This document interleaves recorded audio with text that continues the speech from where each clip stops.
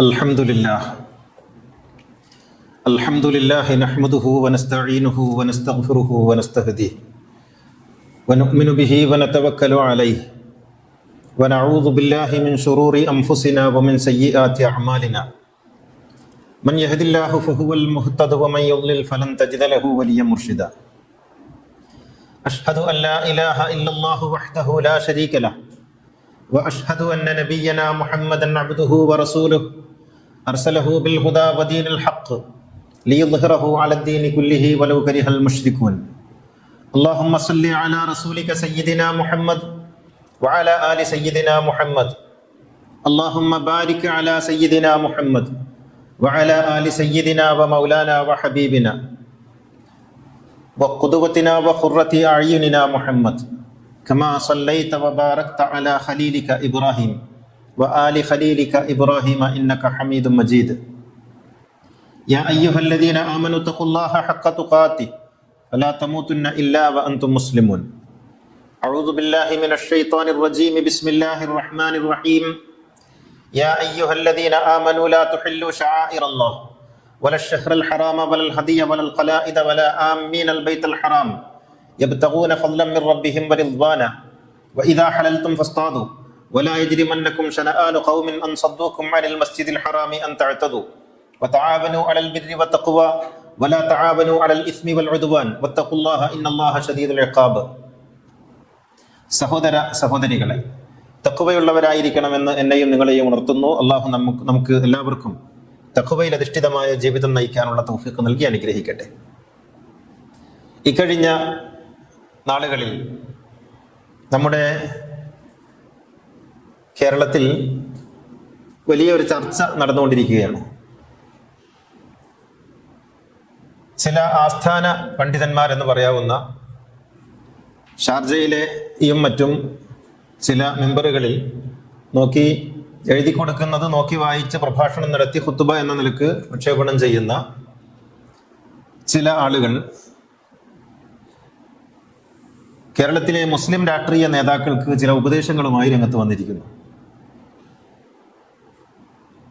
മുസ്ലിം ലീഗിലും കോൺഗ്രസിലും അതുപോലെ മറ്റു പാർട്ടികളിലുമൊക്കെ പ്രവർത്തിക്കുന്ന മുസ്ലിം നേതാക്കൾക്ക് ആണ് ഈ വക പണ്ഡിതന്മാരായിട്ടുള്ള ആളുകളുടെ ഉപദേശം. ആ ഉപദേശം എന്തെന്ന് വെച്ചാൽ, നിങ്ങൾ മുസ്ലിങ്ങളാണ്, രാഷ്ട്രീയത്തിൽ പ്രവർത്തിക്കുന്നവർ മന്ത്രിയാണെങ്കിലും MLA ആണെങ്കിലും ഒക്കെ നിങ്ങൾ മുസ്ലിങ്ങളാണ്. അതുകൊണ്ട് നിങ്ങൾ ചില കാര്യങ്ങൾ പ്രത്യേകം ശ്രദ്ധിക്കണം. നിങ്ങൾ നിലവിളക്ക് കൊടുത്തരുത്, നിങ്ങൾ അങ്ങനെയുള്ള പരിപാടികളിലൊന്നും പങ്കെടുക്കരുത്, അതൊക്കെ ഇസ്ലാമിനെയും ഈമാനെയും ഇല്ലാതാക്കി കളയും എന്നുള്ള നിലക്കുള്ള ഗംഭീരമായ ഉപദേശങ്ങളാണ് കക്ഷി നൽകിക്കൊണ്ടിരിക്കുന്നത്. ഇത് പുതിയതല്ല, മുമ്പും പലരും ഉയർത്തിക്കൊണ്ടുവന്ന ഒരു പ്രശ്നമാണ്. നിലവിളക്ക് കത്തിച്ചാൽ ഇസ്ലാം തെറിച്ചു പോകും, ഈമാൻ വീണു പോകും, അതുകൊണ്ട് നിങ്ങൾ ആരും നിലവിളക്കൊന്നും കത്തിക്കരുത്, കത്തിക്കുന്നിടത്ത് പോയി നിൽക്കരുത് എന്നൊക്കെ പറഞ്ഞുകൊണ്ടുള്ള ഉപദേശങ്ങൾ മുമ്പ് നമ്മൾ കേട്ടിട്ടുണ്ട്. പക്ഷേ പുതിയ കാലത്ത് ഇത് സോഷ്യൽ മീഡിയകളിലൂടെ വളരെ വലിയ തോതിൽ പ്രചരിക്കുകയും അത് വലിയ ചർച്ചക്കിടവെക്കുകയും ചെയ്തിരിക്കുന്നു. യഥാർത്ഥത്തിൽ ഈ വിഷയം ഇസ്ലാമികമായി പരിശോധിക്കേണ്ടതുണ്ട് എന്നാണ് ഇത് കേട്ടപ്പോൾ എനിക്ക് തോന്നിയത്. എന്താണ് ഈ വിഷയത്തിലുള്ള ഇസ്ലാമിൻ്റെയും ഖുർആനിൻ്റെയും നിലപാട്?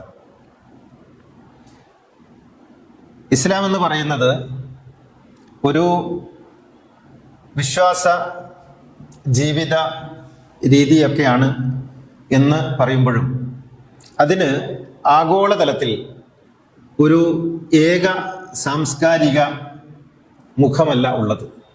ഇസ്ലാം എന്ന് പറയുന്നത് പ്രാദേശികമായിട്ടാണ് അതിൻ്റെ വളർച്ചയും അതിൻ്റെ സാംസ്കാരികമായ രൂപപ്പെടലും സംഭവിക്കുന്നത്.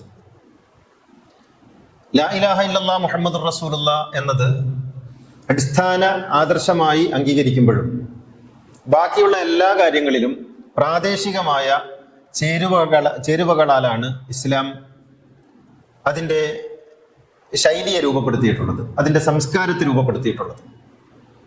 അറേബ്യൻ നാട്ടിൽ പോകുമ്പോൾ അറേബ്യൻ സംസ്കാരമാണ് ഇസ്ലാമിൻ്റെ സംസ്കാരം. അവിടെ ലോഹ ധരിക്കും, പർദ്ദ ധരിക്കും, അവിടെ തലയിൽ വട്ടുവെക്കും. അത് അറേബ്യൻ സംസ്കാരമാണ്. അവിടുത്തെ ഇസ്ലാമിൻ്റെ പ്രാദേശികമായ സംസ്കാരവും അതാണ്. എന്നാൽ ഇസ്ലാം കേരളത്തിലേക്ക് വരുമ്പോൾ നമ്മൾ മുണ്ടുടുക്കും, കുപ്പായമിടും, നാം ഇലയിൽ സദ്യ ഉണ്ണും. ഇങ്ങനെയാണ് പ്രാദേശികമായ കേരളീയ ഇസ്ലാമിനെ നമ്മൾ രൂപപ്പെടുത്തിയിട്ടുള്ളത്.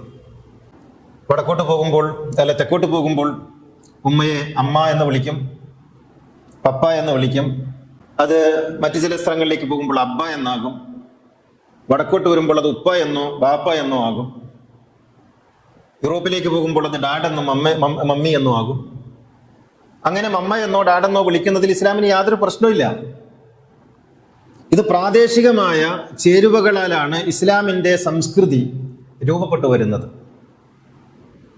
അങ്ങനെ രൂപപ്പെട്ടു വരുന്നതിൽ ഒന്നാണ് യഥാർത്ഥത്തിൽ ഈ നിലവിളക്ക് എന്ന് പറയുന്നത്.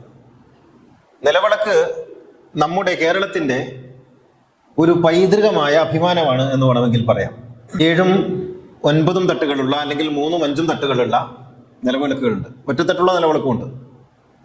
ഈ നിലവിളക്ക് നാനാഭാഗങ്ങളിൽ നിന്നും 5 തിരിയോ 7 തിരിയോ കത്തിച്ച് ഒന്നിച്ച് കത്തുമ്പോഴുണ്ടാകുന്ന വെളിച്ചത്തിലായിരുന്നു പണ്ട് ദർസുകളിലൊക്കെ നമ്മുടെ മുസ്ലിയാക്കന്മാർ പഠിച്ചിരുന്നത്. പൊന്നാനി പള്ളിയിൽ നിലവിളക്കുണ്ടായിരുന്നു. ആ നിലവിളക്കിന്റെ മുന്നിൽ ഇരുന്നായിരുന്നു പഠിക്കാറുണ്ടായിരുന്നത്. അങ്ങനെയുള്ള പഠനത്തിന് വിളക്കത്തിരിക്കുക എന്നായിരുന്നു പറയാറുണ്ടായിരുന്നത്. ഇന്ന് കോളേജിൽ പോയിട്ട് ഫൈസിയും സുല്ലമിയും ബാക്കവിയും ഒക്കെ ആകുന്നതിന് മുമ്പ് പൊന്നാനി പള്ളിയിൽ പോയി 2 കൊല്ലം വിളക്കത്തിരുന്നാലായിരുന്നു ഒരാൾ മുസ്ലിയാരാകുന്നത്. പൊന്നാനി പള്ളിയിൽ ഉസ്താദുമാരിൽ നിന്ന് 5-10 കൊല്ലം ഓതിയതിനു ശേഷം പൊന്നാനി പള്ളിയിൽ പോയി വിളക്കത്തിരുന്ന് വായിച്ച് പഠിച്ച് ഊതി പഠിച്ചതിന് ശേഷമാണ് ഒരാൾ പള്ളിയിലെ കാലിയോ ഖത്തീബോ ഒക്കെ ആയിട്ട് പോകാറുണ്ടായിരുന്നത്. അങ്ങനെ വിളക്കത്തിരുന്ന ഉസ്താദ് എന്നായിരുന്നു പറയാറുണ്ടായിരുന്നത്. ഈ വിളക്ക് നിലവിളക്കാണ്. ആ നിലവിളക്ക് ഇപ്പോഴും പള്ളികളിലുണ്ട്. ഇപ്പൊ ചേരമാൻ പള്ളിയിൽ പോയാൽ ചേരമാൻ പള്ളി പലതവണ പുതുക്കി പണിതു, പല നിർമ്മാണ പ്രവർത്തനങ്ങൾ അതിൽ നടന്നു. എന്നിട്ടും ചേരമാൻ പള്ളിയിൽ പണ്ട് കത്തിച്ച നിലവിളക്ക് ഇപ്പോഴും അതുപോലെ സൂക്ഷിച്ചിരിക്കുന്നു. അതിന്റെ മധ്യത്തിൽ ആ സഫുകളിൽ നിൽക്കുന്നിടത്ത് 2-3 ആളുകൾ നിൽക്കുന്നതിന് പകരം ഈ നിലവിളക്കാണ് ഇപ്പോഴും ഉള്ളത്. നിലവിളക്ക് എന്ന് മുതലാണ് നമുക്ക് ഹറാമായി തുടങ്ങിയത്? നിലവിളക്ക് എങ്ങനെയാണ് ആരാധനയായി തീരുന്നത്? ഏതെങ്കിലും ഒരു സ്റ്റേജിൽ ഒരാൾ നിലവിളക്ക് കൊളുത്തുന്നത് ഒരു ആരാധനയുടെ ഭാവത്തിലല്ലല്ലോ. ഇന്നല്ലാഹ ലാ യൻദുറു ഇലാ അജ്സാമിക്കും വലാ ഇലാ സുവരിക്കും വലാകിൻ യൻദുറു ഇലാ ഖുലൂബിക്കും വഅമാലിക്കും. റസൂല് പറയുന്നതായിട്ട് എല്ലാ ഹദീസിന്റെ കിതാബുകളിൽ ഉദ്ധരിച്ച ഈ ഹദീസ് മുസ്ലിയാക്കന്മാരും മൗലവിമാരും ഒക്കെ പറഞ്ഞുകൊണ്ടിരിക്കുന്നതാണ്. എന്താണത്? അള്ളാഹു നോക്കുന്നത് നിങ്ങളുടെ ബാഹ്യരൂപങ്ങളിലേക്കല്ല, നിങ്ങളുടെ മനസ്സുകളിലേക്കാണ്. ഏതെങ്കിലും ഒരു മനുഷ്യൻ ഇതൊരു ആരാധനയാണെന്നുള്ള നിലക്കാണോ? ഒരു പ്രകാശത്തിന്റെ പ്രതീകം എന്ന നിലക്കാണ് എല്ലാ ആളുകളും നിലവിളക്ക് കൊളുത്തുന്നത്.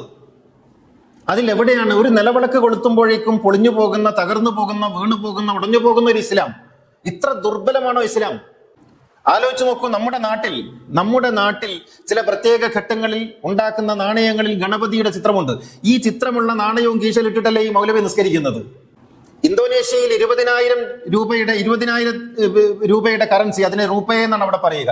20,000 രൂപയുടെ കറൻസിയിൽ ഒരു ഭാഗത്ത് ഗണപതിയുടെ ചിത്രമാണ് ഉല്ലേഖനം ചെയ്തിരിക്കുന്നത്. ഇപ്പോഴും ഈ 20,000 രൂപ കീശയിലിട്ട് നിസ്കരിക്കുന്നവന്റെ വിധി എന്താണ്? യൂറോപ്യൻ രാജ്യങ്ങളിൽ പലതിലും ഹോളി ക്രോസ്, കുരിശടയാളമുണ്ട് പല നാണയങ്ങളിലും. യേശുവിന്റെ ചിത്രമുണ്ട്, മേരിയുടെ ചിത്രമുണ്ട്. ഈ ചിത്രവും കീശയിലിട്ടിട്ടല്ലേ ശമ്പളം വാങ്ങിയിട്ട് ഈ മുസ്ലിയാക്കന്മാരും മൗലവിമാരും ഒക്കെ നടക്കുന്നത്.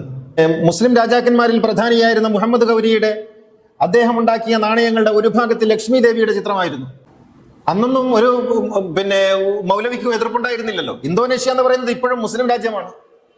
മുസ്ലിങ്ങൾ തിങ്ങി താമസിക്കുന്ന രാജ്യമാണ് ഇന്തോനേഷ്യ. ആ ഇന്തോനേഷ്യയിലെ 20,000 രൂപയുടെ കറൻസി ഇപ്പോഴും ഒരു ഭാഗത്ത് ഗണപതിയുടെ ചിത്രമാണ്. തായ്ലൻഡിലെ കറൻസിയിൽ പലതിലും ഗരുഡന്റെ ചിത്രമുള്ളതായിട്ട് കാണാം. ഞാൻ പറയുന്നത് ഈ കറൻസികളൊക്കെ കീശയിലിട്ട് നിസ്കരിക്കുന്ന ഈ നിസ്കാര ആളുടെ വിധി എന്താണ് എന്ന് ഇത്തരം മൗലവിമാര് പറഞ്ഞു കൊടുക്കണം. നിലവിളക്ക് കത്തിക്കുമ്പോഴേക്കും ഷിർക്കായി, മുശ്രിക്കായി, മുർത്തദായി പുറത്തുപോയി. അതുകൊണ്ട് മുസ്ലിം രാഷ്ട്രീയക്കാരെ, മുസ്ലിം നേതാക്കളെ, നിങ്ങളൊക്കെ മുസ്ലിങ്ങൾ എന്നുള്ള സ്വത്വവും ഐഡന്റിറ്റിയും കാത്തു സൂക്ഷിക്കണം. നിങ്ങൾ ഒരിക്കലും നിലവിളക്ക് കത്തിക്കാൻ പോകരുത് എന്നാണ് ഈ മുസ്ലിയാർ പ്രസംഗിക്കുന്നത്, മൗലവി പ്രസംഗിക്കുന്നത്. വലിയ തട്ടവും 10 മീറ്റർ നീളമുള്ള ഒരു തുണിയുടെ ഗൗണും ഒക്കെ വാങ്ങി ഇട്ട് ഇസ്ലാമിന്റെ ആധികാരിക ശബ്ദം എന്ന നിലക്കാണ്. ഇസ്ലാമിനെ എത്രമാത്രം തെറ്റിദ്ധരിപ്പിക്കുകയാണ് ഈ കൂട്ടർ. ഇസ്ലാമിനെ എങ്ങനെയാണ് മറ്റുള്ളവർക്ക് മുന്നിൽ സമർപ്പിക്കുന്നത്? അള്ളാഹു പറയുന്നത്, അള്ളാഹു വലിയുല്ലദീന ആമനു യുഖ്രിജുഹും മിനദ്ദുലുമാതി ഇലന്നൂർ. അള്ളാഹു മനുഷ്യരെ തമസ്സിൽ നിന്ന്, അന്ധകാരത്തിൽ നിന്ന് വെളിച്ചത്തിലേക്ക് നയിക്കുകയാണ് ചെയ്യുന്നത്. നിലവിളക്കിനെ കുറിച്ച് ഖുർആനിൽ പറഞ്ഞ ഒരു ആയത്തിനെ ഞാൻ നിങ്ങൾക്ക് പ്രതീകാത്മകമായി പറഞ്ഞ ഒരു ആയത്ത് സൂറത്തുന്നൂറിൽ ആയത്തുന്നൂർ എന്ന് പറയുന്ന ഒരു ആയത്തുണ്ട്. ആ ആയത്തിനെ നിങ്ങൾ അതിന്റെ ക്രമത്തിൽ ഒന്ന് വായിച്ചു നോക്കണം. അല്ലാഹു നൂറു സമാവാതി വൽ അർദ്, ആകാശഭൂമികളുടെ പ്രകാശമാണ് അല്ലാഹു. മസലു നൂരിഹി, അവന്റെ പ്രകാശത്തിന്റെ ഉപമ കമിഷ്കാത്തിൻ ഫീഹാ മിസ്ബാഹ് അൽ മിസ്ബാഹു ഫീ സുജാജ അസ്സുജാജതു കഅന്നഹാ കൗകബുൻ ദുർരിയ്യുൻ യൂഖദു മിൻ ഷജറത്തിൻ മുബാറക. അതൊരു വിളക്ക് പോലെയാണ്, ഒരു വിളക്കുമാടം പോലെയാണ്. ആ വിളക്കുമാടത്തിൽ ഒരു വിളക്കുണ്ട്. ആ വിളക്കൊരു സ്ഫടികത്തിലാണ്. ആ സ്ഫടികമാകട്ടെ ഒരു നെയ്യാൽ കത്തിക്കപ്പെട്ടിരിക്കുന്നു. ആ നെയ്യ് പടിഞ്ഞാറിന്റെയോ കിഴക്കിന്റെയോ അല്ല. അത് അഗ്നി തൊട്ടില്ലെങ്കിൽ പോലും സ്വയം പ്രകാശിക്കുമാറാകുന്ന നെയ്യാകുന്നു. നിങ്ങൾ ആലോചിച്ച് നോക്കൂ. ഞാൻ പറയുന്നത് അള്ളാഹു ആകാശലോകത്തിന്റെ പ്രകാശമാണ് എന്ന് പറയുമ്പോൾ ആ പ്രകാശത്തിന്റെ പ്രതീകമായി ഒരാൾ നിലവിളക്ക് കത്തിച്ചു എന്നിരിക്കട്ടെ, എന്താണ് കുഴപ്പം? എവിടെയാണ് ഇസ്ലാം അതിൽ തകർന്നു പോകുന്നത്? എന്തിനാണ് വെളിച്ചത്തോട് ഇങ്ങനെ പിന്തിരിഞ്ഞു നിൽക്കുന്നത്? അതൊരു മതത്തിന്റെ ആരാധനയാണെന്ന്, ഒരു മതത്തിന്റെ ആചാരമാണ് എന്ന് എങ്ങനെയാണ് നമുക്ക് വ്യാഖ്യാനിക്കാൻ കഴിയുക? ഒരു മതത്തിന്റെ ആചാരമോ ഒരു മതത്തിന്റെ ആരാധനയോ ഒന്നും അല്ല. അതൊരു സാംസ്കാരികമായി. ഇപ്പൊ നാട മുറിച്ച് ഉദ്ഘാടനം ചെയ്യുന്നു. നാട മുറിക്കൽ എവിടെ നിന്ന് കിട്ടിയതാ? നാട മുറിക്കൽ സുന്നത്താണ്. നബി നാട മുറിച്ചിട്ടുണ്ടോ? അതിനെ നശിപ്പിക്കലല്ലേ? ഒരു നാട ഇങ്ങനെ കെട്ടിയിട്ട്, റിബൺ ഇങ്ങനെ കെട്ടിയിട്ട്, നല്ല വില പിടിപ്പുള്ള റിബൺ കെട്ടിയിട്ട് അതിന്റെ നടുവിൽ കട്ട് ചെയ്യുമ്പോൾ അത് നശിപ്പിക്കലല്ലേ? അങ്ങനെയാണെങ്കിൽ അത് ഹറാമല്ലേ, ഇസ്രാഫല്ലേ എന്നൊക്കെ പറയാമല്ലോ. നാട മുറിക്കൽ ഹലാലും നിലവിളക്ക് കത്തിക്കൽ ഹറാമും ആകുന്നത് എങ്ങനെയാണ്? ഇത് ഏത് തരത്തിൽ? ഇന്നത് ഹലാൽ ഇന്നത് ഹറാം എന്ന് പറയുന്നതിന് ഈ മുസ്ലിയാക്കന്മാരുടെ കയ്യിൽ വർഗീയമായ വിഷലിപ്തമായ വാക്കുകളല്ലാതെ മറ്റെന്താണുള്ളത്? നാട മുറിക്കുന്നതിന് തെറ്റില്ല. നിലവിളക്ക് കത്തിച്ചാൽ ഇസ്ലാം എന്ന് പുറത്തു പോകും. അല്ലെങ്കിൽ ഡോറ് തുറന്നിട്ട് ഉദ്ഘാടനം ചെയ്യുന്നതിൽ തെറ്റില്ല. ഇതൊക്കെ മനുഷ്യർ അവരുടെ കാലങ്ങളായിട്ടുള്ള സാംസ്കാരിക വിനിമയങ്ങളിലൂടെ ഉണ്ടാക്കിയെടുക്കുന്ന ചില പ്രതീകങ്ങൾ മാത്രമാണ്. വിഘ്നങ്ങളില്ലാതെ മുന്നോട്ട് പോകാൻ നാട മുറിക്കുന്നു. അതാണ് അതിന്റെ ഉദ്ദേശം. വിഘ്നങ്ങളില്ലാതെ എല്ലാ വിഘ്നങ്ങളും മാറി ഇതാ ഇന്നു മുതൽ ഒരു പുതിയ തുടക്കം. ഇതാണ് നാട മുറിക്കൽ. എല്ലാ ഇരുട്ടുകളും നീങ്ങി തമസ്സോമ ജ്യോതിർഗമയ എന്ന് ബൃഹദാരണ്യത്തിൽ പറഞ്ഞതുപോലെ എല്ലാ ഇരുട്ടുകളും മാറി ഇനി പ്രകാശത്തിലേക്ക് പോകുന്നു എന്നതിന്റെ പ്രതീകമാണ് വിളക്ക് കത്തിക്കൽ, നിലവിളക്ക് കത്തിക്കൽ. അതിന് ഏതോ ഒരു ആരാധനയുടെ ഭാവം എവിടെ ഉണ്ടായിരിക്കാം. അതൊന്നും അല്ലല്ലോ ഈ മനുഷ്യന്മാരിവിടെ ചെയ്യുന്നത്. എന്തിനാണ് ഇതിലൊക്കെ വർഗീയത കൊണ്ടുവന്ന് മനുഷ്യരെ ഇങ്ങനെ ഭിന്നിപ്പിക്കുന്നത്? എന്തിനാണ് ഇത്തരത്തിലുള്ള ഒരു വിഭാഗീയത മനുഷ്യർക്കിടയിൽ സൃഷ്ടിക്കുന്നത്? എവിടെയും മതം കുത്തിത്തിരികി. ദൈവത്തിന്റെ പേരിൽ പ്രതിജ്ഞ ചെയ്തതാണ് ഇപ്പോൾ ചില മുസ്ലിം MLA-മാർക്കും മുസ്ലിം മന്ത്രിമാർക്കും എതിരെയുള്ള ആക്ഷേപം. ദൈവത്തിന്റെ പേരിൽ പറഞ്ഞു, അള്ളാഹുവിന്റെ പേരിൽ പറഞ്ഞില്ല. ഇങ്ങനെയാണ് അകമ്പൊരുളിനെതിരെയുള്ള ഏറ്റവും വലിയ ആക്ഷേപങ്ങളിൽ ഒന്ന്, അകമ്പൊരുളിൽ അള്ളാഹു എന്ന് ഉപയോഗിക്കുന്നില്ല, ദൈവം എന്നേ ഉപയോഗിക്കുന്നു എന്നുള്ളതാണ്. അള്ളാഹുവിന് മലയാളത്തിൽ എന്താ പറയുക? മുഹമ്മദ് നബി മലയാളിയാണ് എങ്കിൽ മുഹമ്മദ് നബി എങ്ങനെയായിരിക്കും ഈ പ്രപഞ്ചത്തിന്റെ സൃഷ്ടാവിനെ പരിചയപ്പെടുത്തി കൊടുക്കുക? അന്നാലോചിച്ചാൽ മതി. മുഹമ്മദ് നബി മലയാളിയായിട്ടാണ് ജനിക്കുന്നത്, കേരളത്തിലാണ് ജനിക്കുന്നത്, മലയാളമാണ് സംസാരിക്കുന്നത് എങ്കിൽ ഇന്നാട്ടിലുള്ള സാധാരണക്കാരായ മനുഷ്യരോട് മുഹമ്മദ് നബി ഈ പ്രപഞ്ച സൃഷ്ടാവിനെ പരിചയപ്പെടുത്തി കൊടുക്കുമ്പോൾ ഏത് പദമാണ് ഉപയോഗിക്കുക? എന്തേ മനുഷ്യർ ചിന്തിക്കാത്തത്? ഇപ്പോഴും ഈ അറബി ഭാഷയാണ് ഇസ്ലാമിന്റെ ഏറ്റവും ഔദ്യോഗികമായ ഭാഷയെന്ന്, അറബിയിൽ പറഞ്ഞാലേ ശരിയാവുള്ളൂ എന്ന്, അറബിയിൽ തുമ്മിയാലേ ശരിയാവുള്ളൂ എന്ന്, അറബിയിൽ ചിരിച്ചാലേ പറ്റുള്ളൂ എന്ന് എന്തിനാണ് ഇങ്ങനെ അർത്ഥമില്ലാത്ത അസംബന്ധങ്ങൾ പറഞ്ഞുകൊണ്ടിരിക്കുന്നത്? നിലവിളക്കെന്ന് പറയുന്നത് ഏതെങ്കിലും ഒരു മതത്തെയോ ഏതെങ്കിലും ഒരു ആരാധനയെയോ പ്രതിനിധീകരിക്കുന്ന ഒന്നല്ല. കേരളത്തെ സംബന്ധിച്ചിടത്തോളം കേരളത്തിൽ അത് പൊതുവായ ഒരു പ്രതീകമാണ്. അങ്ങനെയാണെങ്കിൽ നിങ്ങൾ നോക്കൂ, ഇന്ന് ഞാൻ ധരിച്ചിരിക്കുന്ന ഈ വസ്ത്രം ആര് നിർമ്മിച്ചു? ഇത് ഫാത്തിഹ ഓതിയിട്ട് ഏതെങ്കിലും ഒരു മുസ്ലിം നിർമ്മിച്ചതാണോ? ഈ മൈക്ക് എവിടെ നിന്ന് ആരുണ്ടാക്കി? നമ്മൾ ഉപയോഗിക്കുന്നതെല്ലാം ആരുണ്ടാക്കി? നമ്മൾ കഴിക്കുന്ന ഭക്ഷണം ആരുണ്ടാക്കി? ആന്ധ്രാപ്രദേശിലെ പാവപ്പെട്ട തൊഴിലാളികൾ അവരുടെ പാടങ്ങളിൽ കിടന്ന് വിയർപ്പൊഴുക്കി പണിയെടുത്ത് ഉണ്ടാക്കിയിട്ടുള്ള നെല്ല് കുത്തിയിട്ടാണ് നമ്മുടെ മുന്നിലേക്ക് വരുന്നത്. അവരത് പൂജ ചെയ്തിട്ടാണ് വിത്തിടുന്നത്, പൂജ ചെയ്തിട്ടാണ് കൊയ്യുന്നത്, പൂജ ചെയ്തിട്ടാണ് മെതിക്കുന്നത്, പൂജ ചെയ്തിട്ടാണ് ചാക്കിലേക്കാക്കുന്നത്, പൂജ ചെയ്തിട്ടാണ് കൊടുത്തയക്കുന്നത്. അങ്ങനെ പൂജ ചെയ്തും പ്രാർത്ഥിച്ചും കൊടുത്തയക്കുന്ന നെല്ലും അരിയും വാങ്ങി തിന്നാമെങ്കിൽ ഒരു ഇസ്ലാമും പൊളിഞ്ഞു പോകുന്നില്ലെങ്കിൽ ഈ നിലവിളക്ക് കത്തിക്കുമ്പോൾ പൊളിഞ്ഞു പോകുന്ന ഇസ്ലാം ഏതാ? നമ്മൾ ധരിക്കുന്ന കോട്ടൺ വസ്ത്രം ഏതോ ആന്ധ്രയിലെയോ ബീഹാറിലെയോ ഉത്തരേന്ത്യയിലെ ഏതെങ്കിലും ഒരു പാവപ്പെട്ട കർഷകൻ അയാൾ പാടത്ത് പണിയെടുത്തുണ്ടാക്കുന്ന പരുത്തിയിൽ നിന്നുണ്ടാകുന്ന ആ പഞ്ഞി എടുത്തിട്ടില്ലേ നമ്മൾ ധരിക്കുന്നത് വസ്ത്രം? അയാൾ പൂജിച്ചിട്ടാണ് അത് ചെയ്യുന്നത്. എന്നിട്ട് ആ കുപ്പായിട്ടിട്ടാണ് നിസ്കരിക്കുന്നത്. വർഗീയത പറയുന്നവർക്ക് ഇതൊന്നും പാടില്ല. അങ്ങനെയാണെങ്കിൽ അയാൾ തന്നെ പരുത്തി കൃഷി ചെയ്യണം, അയാൾ തന്നെ അത് നെയ്യണം, അയാൾ തന്നെ ഉണ്ടാക്കണം, എന്നിട്ട് അയാൾ തന്നെ കുപ്പായം ധരിക്കണം. മനുഷ്യരായിട്ട് കാണാതെ മനുഷ്യരെ മതങ്ങളുടെ പേരിൽ വിഭാഗീയമായിട്ട് കാണുന്ന കണ്ണ് തീർച്ചയായിട്ടും അള്ളാഹുവിനെ മനസ്സിലാക്കിയവർക്കുണ്ടാകാൻ പാടില്ല.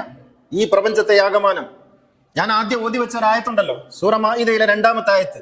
ആ ആയത്തിൽ പറയുന്നു, യാ അയ്യുഹല്ലദീന ആമനു, വിശ്വാസികളെ എന്ന് വിളിച്ചുകൊണ്ട് അള്ളാഹു പറയുന്നു, ലാ തുഹല്ലു ശആഇറല്ലാഹ് വല ശഹ്റൽ ഹറാമ വലൽ ഹദിയ വലൽ ഖലാഇദ വല ആമീനൽ ബൈത്തുൽ ഹറാമ മയബ്തഗൂന ഫദ്ലൻ മിർ റബ്ബിഹിം വറിദ്വാന. അള്ളാഹു വിശ്വാസികളോട് പറയുന്നു, മുസ്ലിങ്ങളോട് പറയുന്നു, നിങ്ങൾ ഈ പള്ളിയിലേക്ക് വരുന്ന, മസ്ജിദുൽ ഹറാമിലേക്ക് വരുന്ന ആളുകളെ നിങ്ങൾ തടയരുത്, അവരെ നിങ്ങൾ തടസ്സം ചെയ്യരുത്. മുസ്ലിങ്ങളായ ആളുകളെ കുറിച്ചല്ലേ പറയുന്നത്. മുസ്ലിങ്ങളല്ലാത്ത ആളുകൾ കഅബയിലേക്ക് തവാഫ് ചെയ്യാനോ അവിടെ പ്രാർത്ഥിക്കാനോ അവിടെ കുമ്പിടാനോ അവിടെ ഏതെങ്കിലും തരത്തിൽ അവരുടേതായ കർമ്മങ്ങൾ നിർവഹിക്കാനോ വരുന്നുവെങ്കിൽ അവരെ തടയരുത്. കാരണം അവരും വരുന്നത് അള്ളാഹുവിന്റെ പ്രീതി കാംക്ഷിച്ചുകൊണ്ടാണ്. ഇപ്പോ മുസ്ലിങ്ങളല്ലാത്തവർക്ക് പ്രവേശനമില്ല എന്ന ബോർഡ് വെച്ചതിനെ കുറിച്ചല്ലേ പറയുന്നത്. അങ്ങനെ ബോർഡ് വെച്ചത് ശരിയോ തെറ്റോ എന്ന് വേറെ ആലോചിക്കേണ്ടതാണ്. ഞാൻ പറയുന്നത് പ്രവാചകന്റെ കാലത്തും അതിന് തൊട്ട് പിറകെ ഉണ്ടായിരുന്ന കാലങ്ങളിലും മുസ്ലിങ്ങളല്ലാത്ത ആളുകൾ മക്കയിൽ വന്ന് പ്രാർത്ഥിക്കാറുണ്ടായിരുന്നു. അങ്ങനെ പ്രാർത്ഥിക്കാൻ വരുന്ന ആളുകൾ അവരുടെ എല്ലാ തരത്തിലുള്ള ഉപചാരങ്ങളോടെയുമായിരുന്നു വരാറുണ്ടായിരുന്നത്. അങ്ങനെ വരുന്ന ആളുകളെ നിങ്ങൾ തടസ്സപ്പെടുത്തരുത്, തടയരുത്, അവർ ചെയ്യാനുള്ളത് ചെയ്തിട്ട് പൊയ്ക്കോട്ടെ എന്ന് ഖുർആൻ പറയുന്നു. നിങ്ങൾ ആലോചിച്ച് നോക്കൂ. മുസ്ലിങ്ങളല്ലാത്തവർ വരുന്നത് നിസ്കരിക്കാനല്ലല്ലോ, മുസ്ലിങ്ങളല്ലാത്തവർ വരുന്നത് അവിടെ സുന്നത്തെടുക്കാനല്ലല്ലോ, അവരുടേതായ ആചാരങ്ങളും ആരാധനകളും നിർവഹിക്കാനല്ലേ വരുന്നത്. അങ്ങനെ വരുന്നവരെ തടയരുതെന്നല്ലേ ഖുർആൻ പറയുന്നത്. നിങ്ങൾ ആലോചിച്ച് നോക്കൂ. എന്നിട്ട് തഫ്സീറുകളിൽ ചിലതിലൊക്കെ എഴുതി വെച്ചിരിക്കുന്നു, ഈ ആയത്ത് നസ്ഖ് ചെയ്യപ്പെട്ടു പോയി, ഈ ആയത്ത് എടുക്കപ്പെട്ടു പോയി, ആയത്ത് വെറുതെ ഇവിടെ വെച്ചതാണ്, അതിന്റെ നിയമങ്ങളൊക്കെ ദുർബലപ്പെട്ടു പോയി എന്ന് എഴുതിയിട്ട് ഇതിനെ മറികടക്കാൻ ശ്രമിക്കുന്നുണ്ട്. എന്നാൽ മഹാന്മാരായ പല പണ്ഡിതന്മാരും പറയുന്നത് ഈ ആയത്ത് ഇപ്പോഴും പ്രാബല്യത്തിലുണ്ട്. ഖുർആനിലെ ഒരു ആയത്ത് മൻസൂഖല്ല, ഖുർആനിലെ ഒരു ആയത്തും ദുർബലപ്പെടുന്നില്ല. ഈ ആയത്ത് ഇപ്പോഴും പ്രാബല്യത്തിലുള്ളതാണ്. അവിടെ വരുന്ന ആരും ഏത് ആരാധനാ രീതികൾ ചെയ്യുന്നവരാണെങ്കിലും അവരെ തടസ്സപ്പെടുത്തരുതെന്ന ഖുർആൻ പറയുന്നത്. ഖുർആൻ പഠിപ്പിക്കുന്ന ഈ സഹിഷ്ണുത നമുക്ക് വേണ്ടേ? ഒരാൾ ദൈവത്തിന്റെ നാമത്തിൽ പ്രതിജ്ഞ ചെയ്താൽ അത് അള്ളാഹുവിന്റെ നാമത്തിലല്ല എന്ന് പ്രഖ്യാപിക്കാൻ ഇത്തരം മൗലവിമാർക്ക് ആരാണ് അധികാരം കൊടുത്തത്? ഒരാൾ നിലവിളക്ക് കത്തിച്ചാൽ അയാൾ ഇസ്ലാമിൽ നിന്ന് പുറത്തുപോയി ഫത്വ ഇറക്കാൻ, എന്നിട്ട് ജനങ്ങൾക്കിടയിൽ ഭിന്നിപ്പുണ്ടാക്കാൻ, ഇസ്ലാമിന്റെ ഐഡന്റിറ്റി കാത്തു സൂക്ഷിക്കണം, ഇസ്ലാമിന്റെ സ്വത്വം കാത്തു സൂക്ഷിക്കണം എന്നാണ് അവര് പറയുന്നത്. എന്താ ഈ ഐഡന്റിറ്റി, സ്വത്വം എന്ന് പറഞ്ഞാൽ? നമ്മൾ ബഹിരാകാശത്ത് നിന്ന് വന്ന ജീവികളാണോ? നമുക്ക് പ്രത്യേകമായ വസ്ത്രവിധാനങ്ങളുണ്ടോ? നമുക്ക് പ്രത്യേകമായ ഭക്ഷണ രീതികളുണ്ടോ? തൂശന ഇലയിൽ ചോറ് തിന്നുന്നു. എന്താ ഈ തൂശന ഇലയിൽ ചോറ് തിന്നുക? അതിന് സാംസ്കാരികമായ ഒരു പരിസരമുണ്ട്. അതിന് നമ്മുടെ നാട്ടിലെ പൈതൃകവുമായി ബന്ധമുണ്ട്, അതിന് പുരാണങ്ങളുമായി ബന്ധമുണ്ട്. വാഴയുടെ തൂശനില നമ്മുടെ മുന്നിൽ വിളമ്പുന്നതിനൊരു കഥയുമായി ബന്ധമുണ്ട്. അങ്ങനെയാണെങ്കിൽ ഇലയിൽ സദ്യ ഉണ്ണാൻ പാടില്ലല്ലോ. ഇലയില് ഏത് ഭാഗത്താണ് ആദ്യം അച്ചാർ ഇടേണ്ടത്, ഏത് ഭാഗത്താണ് ഉപ്പ് വെക്കേണ്ടത്, ഏത് ഭാഗത്താണ് ചോറ് വിളമ്പേണ്ടത്, ഏത് ഭാഗത്താണ് സാമ്പാർ ഇടേണ്ടതെന്ന് കൃത്യമായ നിയമമുണ്ട്. ആ നിയമം ഇവിടുത്തെ സംസ്കാരവുമായി ബന്ധപ്പെട്ടതാണ്. അങ്ങനെയാണെങ്കിൽ തൂശനിലയിൽ സദ്യ ഉണ്ണാൻ പാടുണ്ടോ? അങ്ങനെയാണെങ്കിൽ ഈ കേരളത്തിൽ എങ്ങനെയാണ് ഒരു മനുഷ്യൻ, ഒരു മുസ്ലിം, ഇവര് പറയുന്ന ഈ മുസ്ലിം എങ്ങനെ ജീവിക്കും? വർഗീയമായി ചിന്തിച്ച് നമ്മൾ ഈ ലോകത്ത് മുഴുവൻ ജീവിക്കുന്നത് ഓരോ മനുഷ്യനും ഈ ഇരിക്കുന്ന ഘട്ടത്തിൽ നമ്മൾ ഇവിടെ ഇരിക്കുമ്പോൾ, ഈ ജുമുഅക്ക് ഇവിടെ ഇരിക്കുമ്പോൾ നമുക്ക് നാളെ ധരിക്കാനുള്ള വസ്ത്രം ആരോ തുന്നുന്നുണ്ട്. എന്തിനും മരിച്ചിട്ട് മയ്യത്ത് ഖബറിലേക്ക് വെക്കുമ്പോൾ നമ്മെ പുതപ്പിക്കുന്ന ആ കോട്ടണില്ലേ, ആ കോട്ടൺ ഏതോ ഒരു ഹിന്ദു സുഹൃത്ത് അയാളുടെ പാടത്ത് പണിയെടുത്ത് പൂജിച്ചു കൊണ്ടുവന്നതാ. അതിലാണ് നമ്മൾ പൊതിയുന്നത്, എന്നിട്ടാ നമ്മളെ കൊണ്ടുപോയി അടക്കുന്നത്. ആർക്കാണ് ഇങ്ങനെ വർഗീയമായി ചിന്തിച്ച് ജീവിക്കാൻ കഴിയുക? എപ്പോഴാണ് നമ്മൾ ഒരു മനുഷ്യരാവുക? എപ്പോഴാണ് നമ്മുടെ ഉള്ളിലുള്ള മാനവികത ഉണരുക? എപ്പോഴും മതം പറഞ്ഞ് മനുഷ്യനെ ഭിന്നിപ്പിച്ച് തമ്മിൽ തല്ലി ഇങ്ങനെ രക്തദാഹികളായ പുരോഹിതന്മാർ എങ്ങോട്ടാണ് നമ്മുടെ നാട്ടിനെ നയിച്ചുകൊണ്ടിരിക്കുന്നത്? എനിക്ക് നമ്മുടെ രാഷ്ട്രീയ നേതാക്കളോട് പറയാനുള്ളത്, നിങ്ങൾ ഇത്തരത്തിലുള്ള വിടുവായത്തങ്ങൾ കേട്ട് ഭയന്നു പോകരുത്. തീർച്ചയായും എല്ലാ മനുഷ്യരെയും ഉൾക്കൊള്ളുന്ന ഒരു മതദർശനത്തിന്റെ പേരാണ് ഇസ്ലാം. എല്ലാ മനുഷ്യരെയും ഉൾക്കൊള്ളുന്ന, അങ്ങനെ നമ്മുടെ നാട്ടിന്റെ സാംസ്കാരിക പൈതൃകത്തെ ആദരിച്ചും ബഹുമാനിച്ചും മുന്നോട്ട് പോകുന്ന, നിലവിളക്ക് കത്തിച്ച് മുന്നോട്ട് പോകുന്ന, നമ്മുടെ നാട്ടിന്റെ സംസ്കാരങ്ങളെ ആദരിക്കുന്ന ഒരു സംസ്കൃതിയുടെ പേരാണ് ഇസ്ലാം. പ്രാദേശികമായ സംസ്കാരങ്ങളെ ഉൾക്കൊള്ളുന്ന ഒരു മതദർശനമാണ് ഇസ്ലാം. അല്ലാഹു അനുഗ്രഹിക്കുമാറാകട്ടെ. അഖൂലു ഖൗലി ഹാദാ വഅസ്തഗ്ഫിറുല്ലാഹ അൽഅദീമ ലി വലക്കും വഅസ്തഗ്ഫിഹി അന്നി വഅൻകും വഅൻ ജമീഇൽ മുസ്ലിമീന വൽ മുഅ്മിനീന അജ്മഈന ഫസ്തഗ്ഫിറൂഹു ഇന്നഹു ഹുവൽ ഗഫൂറുർ റഹീം. അൽഹംദുലില്ലാഹി അല്ലദീ ഹദാനാ ലിഹാദാ വമാ കുന്നാ ലിനഹ്തദിയ ലൗലാ അൻ ഹദാനല്ലാഹ്.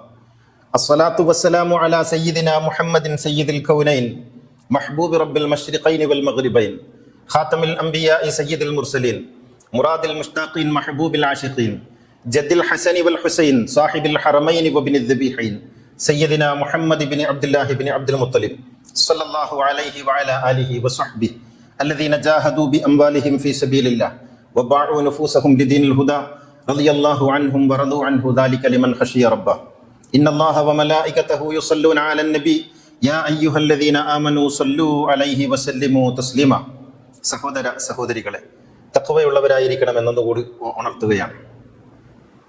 ഇസ്ലാമിലെ അടിസ്ഥാന നിയമങ്ങൾ, കർമ്മശാസ്ത്ര നിയമങ്ങൾ എന്ന് വെച്ചാൽ കർമ്മശാസ്ത്ര നിയമങ്ങൾക്ക് ചില ഖായിദകളുണ്ട്, അടിസ്ഥാന നിയമങ്ങളുണ്ട്. ഈ അടിസ്ഥാന നിയമങ്ങൾ 40 എന്നാണ് ഷാഫി മദ്ഹബിന്റെ ഉസൂലുൽ ഫിഖ് പറയുന്നത്. അതിലൊന്ന് ഉർഫ് ആണ്. ഉർഫ് എന്ന് പറയുന്നത് നാട്ടിലെ സാധാരണ നിലക്കുള്ള മനുഷ്യന്റെ പ്രവൃത്തികൾ ഉർഫായി കണക്കാക്കപ്പെടണം. അത് ഇസ്ലാമിക നിയമത്തിന്റെ ഒരു ആധാരമാണ്. ഖുർആൻ പോലെ സുന്നത്ത് പോലെ ഒരു ആധാരമായിട്ട് ഉർഫ് കണക്കാക്കപ്പെടണം. ഒരു നാട്ടിന്റെ പൊതുവായ സംസ്കൃതി. ഉർഫിനെ കുറിച്ച് ഉള്ള ഒരു അതിന്റെ ഡെഫിനിഷൻ ഇങ്ങനെയാണ്: മഅ്താദ അലൈഹിൻ നാസു വസ്തഖറ ഫീ നുഫൂസിഹിം മിൻ അഖ്വാലിൻ വഅഫ്ആലിൻ. ഒരു നാട്ടുകാർ പൊതുവേ അംഗീകരിക്കപ്പെട്ട, നല്ലതെന്ന് അംഗീകരിച്ചിട്ടുള്ള എല്ലാ കാര്യങ്ങളും ഈ ഉർഫിൽപ്പെടും. അങ്ങനെയുള്ള ഉർഫിൽപ്പെട്ടതാണ് നമ്മുടെ നാട്ടിലെ കല്യാണം, പ്രസവിച്ചതിന് ശേഷമുള്ള കാര്യങ്ങൾ, ഗർഭിണിയായാലുള്ള കാര്യങ്ങൾ, കൂട്ടിക്കൊണ്ടുപോക്ക്, സൽക്കാരം, ഇങ്ങനെ തുടങ്ങിയ കുറേ സംഗതികളുണ്ടല്ലോ. ഇതൊക്കെ നമ്മുടെ നാട്ടിന്റെ ഉർഫുമായി ബന്ധപ്പെട്ടതാണ്. പാട്ട് പാടുന്നു, ഈ കാര്യങ്ങളൊക്കെ. ഈ ഉർഫ് ഒരു നിയമത്തിന്റെ സ്രോതസ്സാണെന്നാണ് ഞാൻ പറയുന്നത്. നിയമമല്ല, നിയമത്തിന്റെ സ്രോതസ്സുകളിൽ ഒന്നായി പരിഗണിക്കപ്പെടണം. ഹനഫി മദ്ഹബിൽ അത് വളരെ ശക്തമാണ്. അങ്ങനെ വരുമ്പോൾ ഉർഫ് ഒരു നിയമ സ്രോതസ്സായി പരിഗണിക്കുമ്പോൾ ഇസ്ലാം എത്രത്തോളമാണ് പ്രാദേശികതയെ ഉൾക്കൊള്ളുന്നത് നിങ്ങളൊന്ന് ആലോചിച്ച് നോക്കൂ. നിയമമായിട്ടല്ല, നിയമത്തിന്റെ സ്രോതസ്സായിട്ട് പരിഗണിക്കുന്നു എന്നുള്ളതാണ്. അത് പ്രത്യേകം ഓർക്കണം. ഖുർആൻ പോലെ നിയമത്തിന്റെ സ്രോതസ്സായിട്ട് ഒരു നാട്ടിന്റെ സാധാരണ നിലക്കുള്ള സംസ്കൃതിയെ ഇസ്ലാം ഉൾക്കൊള്ളുന്നു എന്നർത്ഥം. ഇങ്ങനെ പ്രാദേശികതകളെ ഒരു നാട്ടിലും ഇസ്ലാം പ്രാദേശിക സംസ്കാരങ്ങളെ നശിപ്പിക്കുകയോ ഇല്ലാതാക്കുകയോ ചെയ്തിട്ടില്ല. ആ പ്രാദേശിക സംസ്കാരങ്ങളെയൊക്കെ തങ്ങളുടേതാക്കി മാറ്റുകയാണ് ചെയ്തത്. ഇപ്പോഴല്ലേ ഈ കേക്ക് മുറിക്കരുത്, അങ്ങോട്ട് പോകരുത്, വിഷ് ചെയ്യരുത്, ഓണത്തിന് പോകരുത്, സദ്യ ഉണ്ണരുത് എന്നൊക്കെ പറയാൻ തുടങ്ങിയത് ഈ വഹാബിസം നമ്മുടെ നാട്ടിൽ കയറി വന്നതിന് ശേഷമല്ലേ? ഒരു അമുസ്ലിമിനെ പോലും ജീവിതത്തിൽ കാണാത്ത മുല്ലകൾ എഴുതിയുണ്ടാക്കിയ പുസ്തകം വായിച്ചിട്ടല്ലേ ഇത് പറയുന്നത്? അങ്ങനെയല്ലല്ലോ ഇസ്ലാം ഉണ്ടായിട്ടുള്ളത്. എല്ലാ നാട്ടിലും എവിടെയൊക്കെ പോയിട്ടുണ്ടോ അവിടെയൊക്കെ ആ സംസ്കാരങ്ങളെ ഉൾക്കൊള്ളുകയും എന്നിട്ട് സ്വയം വികസിക്കുകയും ചെയ്യുന്ന ഒരു പ്രക്രിയയാണ് ഇസ്ലാം എവിടെയും സ്വീകരിച്ചിട്ടുള്ളത്. കേരളത്തിലും അങ്ങനെ തന്നെയാണ്. കേരളത്തിൽ മുസ്ലിം പേരുകൾ എങ്ങനെയായിരുന്നു? നമ്മുടെ പള്ളികൾ ഉണ്ടാക്കിയത് എങ്ങനെയാ? ചേരമാൻ പള്ളിയുടെ നിർമ്മിതി എങ്ങനെയായിരുന്നു? തലശ്ശേരി ഓടത്തിൽ പള്ളി എങ്ങനെയായിരുന്നു നിർമ്മിച്ചിരുന്നത്? കേരളത്തിലെ പഴയകാല പള്ളികളൊക്കെ നോക്കൂ. ഇവിടുത്തെ ക്ഷേത്രത്തിന്റെ മാതൃകയിലാണ് പള്ളികൾ പണിതിട്ടുള്ളത്. അതിന്റെ ടച്ച് അങ്ങനെയായിരുന്നു, അതിന്റെ ശില്പം അങ്ങനെയായിരുന്നു. ചില പള്ളികളിലൊക്കെ ചില ഭാഗങ്ങളിൽ ശില്പങ്ങൾ പോലും കാണാമായിരുന്നു. അങ്ങനെയാണ് നിർമ്മിച്ചിട്ടുള്ളത്.